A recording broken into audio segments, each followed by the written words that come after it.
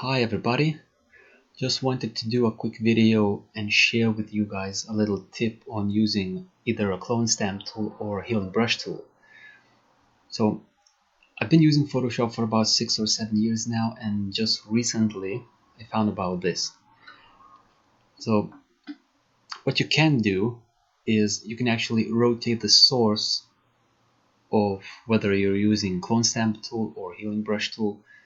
So for instance, if I select the eye as a source, so it's a bit more visible, all you have to do is hold Alt and Shift and then use one of those angle bracket keys, and this way you can rotate it. Now there are some other things you can do as well. So for example, you can scale it up or scale it down by holding Alt and Shift again, and this time you use one of those square bracket keys.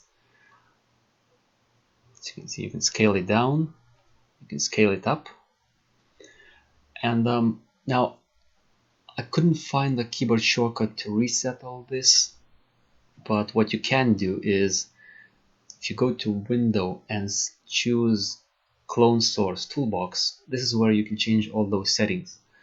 Scaling, angle, let's reset this.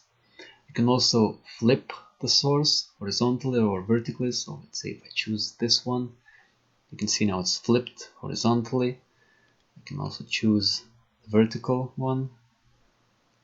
And one more thing, what you can do is, you see this over here, you can have a few presets. So let's say this one, I've selected eye as a source. I can choose the other one. I can select lips. As you can see, maybe I can change the angle. The adjustment is quite weird. I can probably maybe scale it up. And whenever I want to, I can switch between these quickly without selecting the source again and making all the adjustments, which might come in handy. Now, I don't think I'll be using those quite often, but scaling and flipping horizontally or either vertically will be quite useful for me, because I often work with hair. So whenever I want to remove any hair strands and use another part of the image, I usually need to either rotate that or flip it horizontally. So yeah, this will be quite useful, and ironically, I've only found about this just recently. I hope you find this useful, and I'll see you next time.